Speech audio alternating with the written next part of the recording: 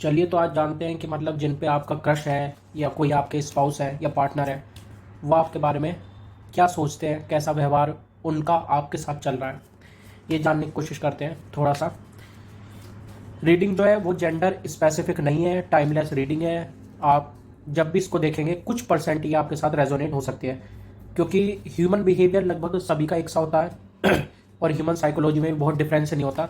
इसलिए कोई भी रीडिंग आपके साथ रेजोनेट करेगी करेगी, कुछ हद तक वो रेजोनेट करेगी, क्योंकि हम सभी जो इंसान है उनकी सोचने समझने की जो एक प्रक्रिया है या शक्ति है वो एक सी है। तो चलिए कुछ कार्ड ले लेते हैं। पहला कार्ड ये आपका आ गया है। एक एक करके हम कार्ड प्लेस करते जाते हैं, फिर उसके बाद हम इंटरप्रेट करेंगे। ये आपका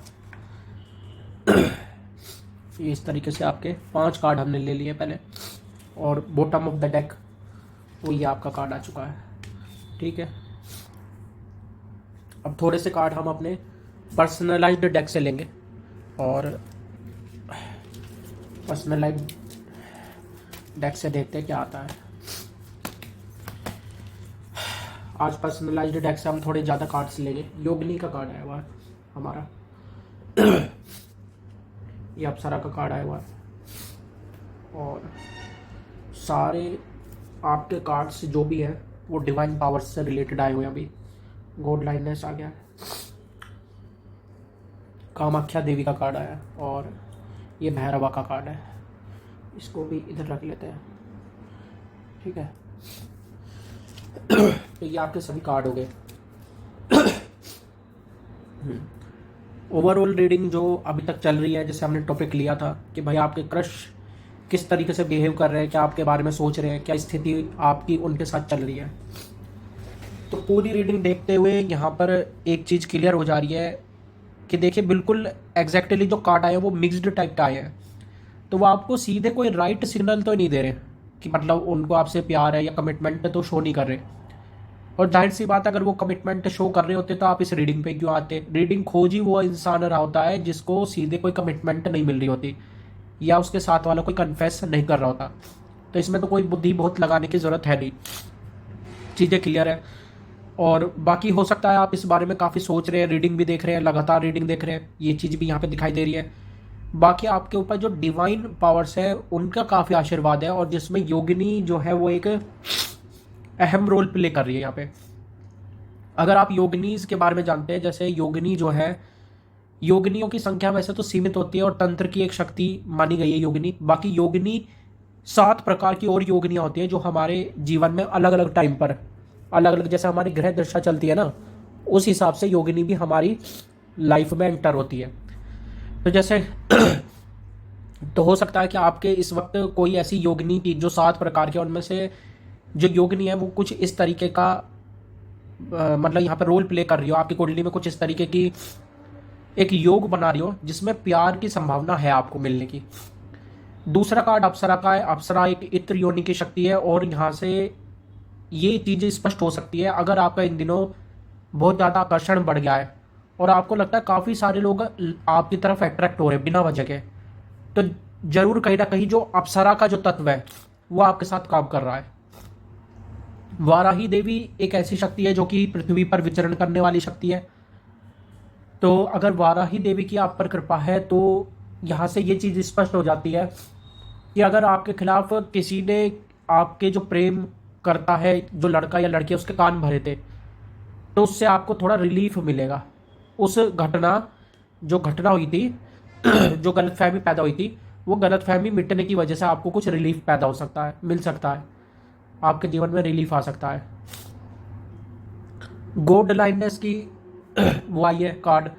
गॉड लाइननेस का कार्ड दिखाता है, ऐसा हो सकता है हाल फिलहाल में कि आप बहुत ज़्यादा हो सकता है रीडिंग देखते देखते थक गए हो, और अब आप कहीं ना कहीं वर्तमान में रहने की भी कोशिश करने लगे हैं। आपको कहीं ना कहीं ये भी समझ में आ गया भाई रिलेशनशिप जरूरी है लेकिन ज़िंदगी भी उतनी ज़रूरी है। कामाख्या देवी का कार्ड फिर से अट्रैक्शन को दिखाता है, और हो सकता है कि अभी आप उस स्थिति में नहीं पहुंचे हैं जब कि इंसान फिजिकल अट्रैक्शन के बाहर हो जाता है, लेकिन कामाख्या देवी का कार्ड ये बताता है कि आने वाले वक्त में आप किसी भी तरीके के फिजिकल अट्रैक्शन के बाहर आ सकते हैं। आपका जो एक माइंड है वो फोकस्ड हो सकता है। तबीयत मेरी हल्की सी ख़राब है, उसके लिए मैं क्षमा चाहता हूँ। बाकी जो भैरवा का कार्ड है वो अपने आप में, भैरव एक तत्व, एक ऐसा तत्व है जो कि सदैव देवी के साथ पूजे गए, यानी एक मस्कुलाइन एनर्जी जो कि फेमिनाइन एनर्जी के साथ चलती है, वो भैरव तत्व उसको प्रदर्शित करता है। तो अगेन यहाँ पर फिर से आपको थर्ड कंफर्मेशन मिल रही है कि जरूर आपका जो ओरा है, जो आकर्षण है, वो कई गुना बढ़ चुका है। हो सकता है आपको इस चीज़ का एहसास ना होता हो कि इतनी सारी स्त्रियां आपकी तरफ आकर्षित हो रही है, या आप एक स्त्री है तो इतने सारे पुरुष आपकी तरफ आकर्षित हो रहे हैं, लेकिन बाकी सभी लोग इस चीज़ को नोटिस कर पा रहे हैं अच्छी खासी तरह। जो आपके क्रश है, जो भी ये इंसान है, अब इसमें मिली जुली बात हो गई। तो हमारा जो प्रश्न था उस पर ही हम फिर से लौट जाते हैं। तो जो ये आपके क्रश थे या इंसान है, भाई ये आपको कमिटमेंट तो देंगे, लेकिन अभी देने के लिए पूरी तरह तैयार नहीं है। हो सकता है आपको और जांचना परखना चाहते हो, आपके बारे में और चीज़ें जानना चाहते हैं। ये इतनी जल्दबाजी में नहीं है, ये थोड़ा सोच समझ के चलने वाले इंसान है, और ये काफ़ी सोच समझ के फैसला लेंगे भी। हालांकि जो फर्स्ट कार्ड है, पेज ऑफ वेंड, वो बताता है कि प्राथमिकता के तौर पर इन्होंने आपको ही चुना हुआ है, प्राथमिकता आपको ही मिलेगी। बाकी कोई अगर कोई ऑप्शन में भी है तो वो बाद में है, पहले आप ही है, आपका एक दर्जा दिया गया है। तो जब आपको एक दर्जा दिया गया है तो कुल मिलाकर के यहाँ पे जो संभावना बैठती है वो आपके प्रेम के सफल होने की ज़्यादा संभावना है। बाकी इसमें कुछ जो मिले जुले कार्ड है वो ये भी बताते हैं कि भाई ये इंसान जो है, आपको फिलहाल में लग रहा होगा कि हल्का सा इसने बात करना बंद कर दिया है। बस एक बार ये इंसान, हो सकता है आप वर्क प्लेस पे हो, कॉलेज में हो, हल्का सा आपको बस नोटिस करता होगा, लेकिन बहुत ज़्यादा कम्युनिकेशन नहीं कर रहा, इमोशंस को शो नहीं कर रहा, बिल्कुल अपने आप को ऐसे दिखा रहा है जैसे बहुत रफ एंड टफ टाइप का इंसान है ये, इसको कोई फ़र्क ही नहीं पड़ रहा। लेकिन ऐसा है नहीं, ये इंसान इमोशनल है, थोड़ा सा ऐसा भी दिखाई दे रहा है। ये इंसान इमोशनल है, लेकिन अपने इमोशंस को शो नहीं कर रहा है। और रीडिंग में ज़्यादा संभावना ये दिखाई दे रही है कि ये जो भी इंसान है, ज़्यादा ये किसी फीमेल की एनर्जी निकल के आ रही है, कि कोई फीमेल है और वो अपने पूरे मतलब एग्जैक्ट इमोशंस को शो नहीं कर रही, जबकि उसको थोड़ा बहुत प्रेम, थोड़ा बहुत क्या, अच्छा खासा प्रेम आपके प्रति नजर आ रहा है, उसका लगाव आपसे है, लेकिन वो अपने इमोशंस को शो ना करके उन्हें छिपा रही है, आपसे थोड़ा डिस्टेंस बनाने की, ऐसा दिखाने की कोशिश कर रही है, जो कि सच नहीं है। तो इससे परेशान ना हो।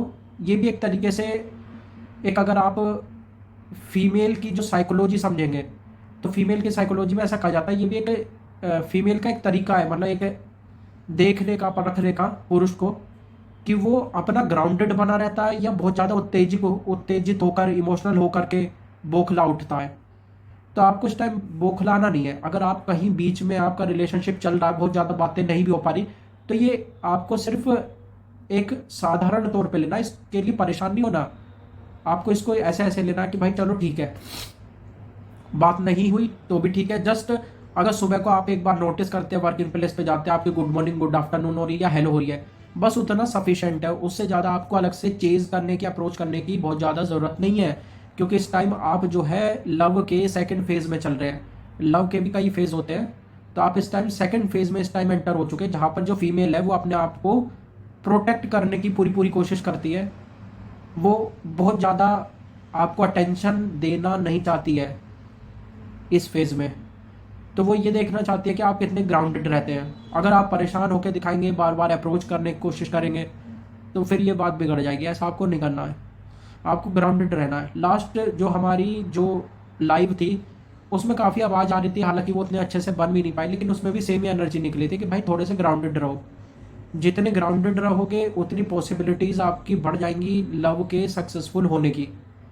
बहुत ज़्यादा भागने से, अबड़ धबड़ करने से चीज़ें बिगड़ जाती हैं, आपको गुस्सा नहीं करना है।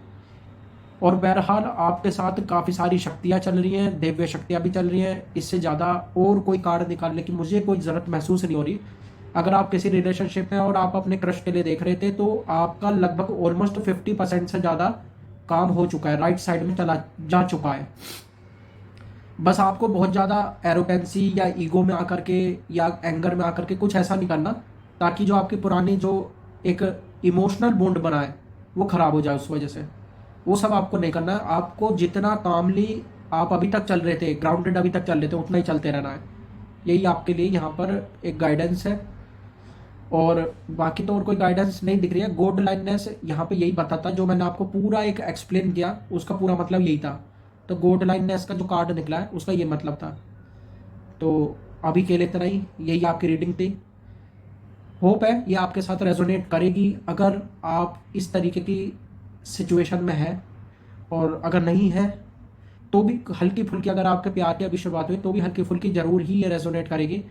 रीज़न क्योंकि मैं पहले बता चुका, क्योंकि ज़्यादातर लोग, स्त्री हो या पुरुष हो, बहुत गणित में अंतर नहीं है, सिर्फ 19-20 का अंतर होता है। तो वो 19-20 का अंतर बहुत मायने नहीं रखता। तो ये रीडिंग्स जो होती है लव रिलेशनशिप की, ये लगभग सभी के साथ सटीक बैठ जाती है। तो अभी तक के लिए इतना ही, धन्यवाद।